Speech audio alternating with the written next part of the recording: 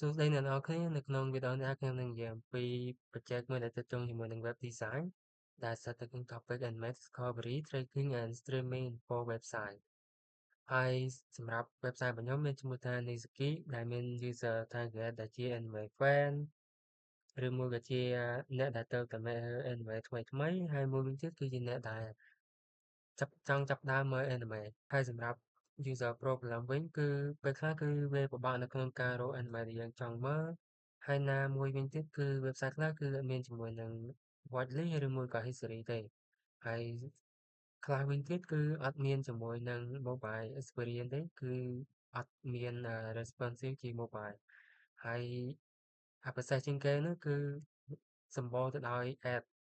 ដែលប៉ះពាល់ទៅដល់ user experience ជាខ្លាំង ហើយសម្រាប់ solution វិញគឺខ្ញុំបានបង្កើតជាមួយនឹង last update trending anime section all time favorite ជាដើមហ្នឹងដើម្បីឲ្យជួយសម្រួលដល់ user ដើម្បីនៅក្នុងការ explore ចង់រកមើល anime ដែលយើងចង់មើលហើយមួយទៀតគឺបង្កើតជាមួយនឹង watchlist ហើយនិង history tracking បន្ទាប់ទៀតគឺមានជាមួយនឹងresponsive ជា mobile ហើយចុងក្រោយគឺមិនមានជាមួយនឹងការដាក់ ad តែដោយសារតែ website ហ្នឹងគឺ free កុំឲ្យខាត់ពេលយូរតើយើងចូលទៅកាន់ website ទាំងអស់គ្នា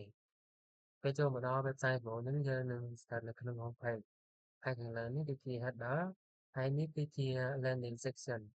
ហើយនៅក្នុង landing section ហ្នឹងដែរគឺមានជាមួយនឹងmonitor ដែលយើងអាចចូលទៅមើល detail របស់ anime ដែលកំពុងស្ទាក់ហ្នឹងហើយនឹងបិទបើកជាមួយនឹង volume របស់វាសំឡេងហើយអឺ anime ទាំងអស់ហ្នឹងគឺវានឹងដូរគ្នានៅពេលដែល trailer ចប់ឬមួយក៏ page វា refresh ហើយខាងក្រោមនេះគឺជា last update ដែលជា anime ដែលទើបតែចេញដែលស្ថិតនៅក្នុង episode ក្រោយគេហើយនៅក្នុង anime មួយហ្នឹងមាន play now មានមើលជាមួយនឹង detail ហើយនឹង add to watchlist ដោយសារតែខ្ញុំត log in ទេនៅពេលដែលខ្ញុំទៅជាមួយនឹង add to cart watchlist មកយើងអាច add កើតទេឲ្យយើងទៅ log in សិនហើយខាងក្រោមនេះគឺជា picture anime ដែលយើងអាចធ្វើការស្វែងរក anime ទៅតាម picture នីមួយៗបានហើយនេះគឺសុទ្ធសឹងតែជា recommendation anime ដែល user អាចធ្វើការ explore មើលបានមានដូចជា popular anime popular anime movie as ថា all time favorite ហើយកន្លែងនេះគឺជា top anime ដែលមានលេខរៀងពីទី1ដល់5ហើយខាងក្រោមនេះគឺជា next season ដែលដាក់បង្ហាញពី anime ដែលនឹងចេញនៅ season ក្រោយឬមកក៏ចេញនៅពេលក្រោយដែលកំពុងចេញហើយនេះគឺជាសារដែលបង្ហាញពីថាយើងអស់មកដល់ចុងបញ្ចប់នៃ page ហើយដូច្នេះយើងអាចចូលទៅមើល library ទាំងមូលរបស់បានហើយខាងក្រោមនេះគឺជាfooter របស់ខ្ញុំហើយ page បន្តវិញគឺជាអឺកន្លែងដែល search គឺជា browse page តែយើងចូលមកដល់ browse page មកយើងអាច search បានវានឹងបង្ហាញជាមួយនឹង anime ហើយបើសិនជាយើង search ឬមួយក៏យើងសរសេរឈ្មោះខុសទៅវានឹងបង្ហាញដាក់សារថា no anime found ហើយបើសិនជាយើងអាចចង់ search តាមរយៈហ្នឹងទេយើងអាចប្រើជាមួយនឹង catalog ផ្សេងៗដើម្បី search ជាមួយនឹង anime ដែលយើងចង់បានហើយ page បន្ទាប់គឺជា about page ហើយសិននៅក្នុង about page ហ្នឹងនិយាយអំពីតើអ្វីជាAnizaki ហ្នឹងគឺជាអ្វីហើយបង្កើតឡើងដោយអ្នកណាហើយប្រើប្រាស់ជាមួយនឹង technique ខអ្វីខ្លះដើម្បីបង្កើតឡើងសម្រាប់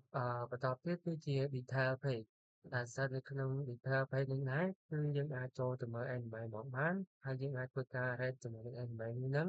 ហើយនឹង add anime មួយហ្នឹងចូលទៅក្នុង watchlist របស់យើងហើយនៅខាងក្រោមនេះមានដូចជា overview episode character ជាដើមដែល overview មាន detail description ហើយនឹង episode នេះជា episode ទាំងអស់របស់ anime មួយហ្នឹងហើយនេះគឺជា character របស់ anime មួយហ្នឹងនៅខាងក្រោមនេះគឺ more like this វាដូចជាមួយនឹងការ recommend anime ដែលទាក់ទង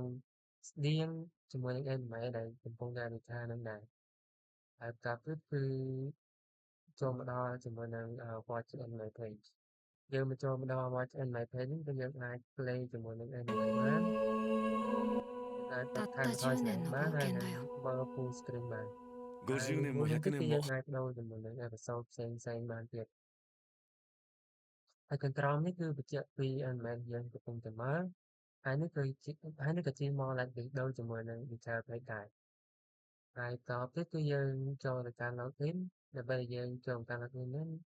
login របស់ខ្ញុំមានគ្រឿងបែបហ្នឹងគឺយើងអាច login បានអាច sign in បានហើយបើសិនជាយើង login យើងភ្លេច password យើងអាចធ្វើការ forgot password បានឥឡូវខ្ញុំធ្វើការ login វិញសិនពេល login ហើយយើងនឹងចូលមកកាន់ home page ដល់ពេលចូលមកកាន់ home page ហើយយើងចាប់ផ្ដើមមាន history ហើយភាសាយើង login ហើយយើងក៏អាច add ជាមួយនឹង email ចូលទៅក្នុង whitelist របស់យើងបានដែរដល់ពេលដែលយើងចូលមកកាន់ whitelist មកយើងចាប់ផ្ដើមឃើញ email របស់យើងចូលនៅក្នុងហ្នឹងហើយនៅក្នុងwhitelist មួយហ្នឹងក៏យើងអាចធ្វើការ play មើល detail ហើយនឹងលុបចេញវិញបានទៀតដល់ពេលយើងលុបហើយវានឹងបង្ហាញថាយើងអត់មាន whitelist ទេ whitelist របស់យើង empty ហើយនេះគឺជា voice history របស់ page ហ្នឹងរបស់ NHK ជារូបរាងរបស់ NHK ដែលស្ថិតនៅក្នុង Mobile View ហើយសម្រាប់ navigation bar វិញគឺយើងផ្លាស់ប្ដូរទៅជាមនុស្សវិញហើយដំបូងនេះគឺជា home page ដែល home page ហ្នឹងគឺមានលក្ខណៈស្តៀងជាមួយនឹងdesktop view ខាងតែហើយបន្តមកទៀតគឺ browse page សម្រាប់ browse page វិញគឺខ្ញុំផ្លាស់ប្ដូរជាមួយនឹង catalog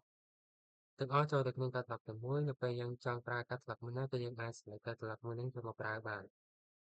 ហើយចូលមកដល់about page វិញនេះគឺជារូបរាងរបស់ about page របស់នៃ NHK ហើយបន្តមកទៀតគឺ login នេះគឺជា login ដែលស្ថិតនៅក្នុង Mobile View sign up ហើយនឹង forgot password ឥឡូវខ្ញុំនឹងធ្វើការ login សិនតទៅពី login ហើយយើងនឹងចូលមកកាន់home page បន្តមកទៀតគឺយើងចូលទៅកាន់monitor នេះគឺជា monitor page ដែលស្ថិតនៅក្នុង Mobile View ហើយនេះ overview episode character ក្រោមនេះគឺ more like this តាមមកទៀតយើងចូលទៅកាន់watch anime ហើយ watch anime នេះគឺយើងអាចplay ជាមួយនឹង clip វិញ10年ですか。អាចផ្លាស់ប្ដូរជាមួយនឹង episode បានហើយខាងក្រោមនេះគឺមាននេះគឺជា anime ដែលយើងកំពុងតែមើលហើយនឹង more like this តាមមកទៀតគឺយើងចូលទៅកាន់ watchlist page នេះគឺជារូបរាងរបស់ watchlist page នៅក្នុងMobile View ហើយនឹង anime history ដែលស្ថិតនៅក្នុង Mobile View សម្រាប់NHK គឺមានតែប៉ុណ្្នឹងទេអរគុណអ្នកទាំងអស់គ្នាសម្រាប់ការទស្សនានៅវីដេអូមួយនេះ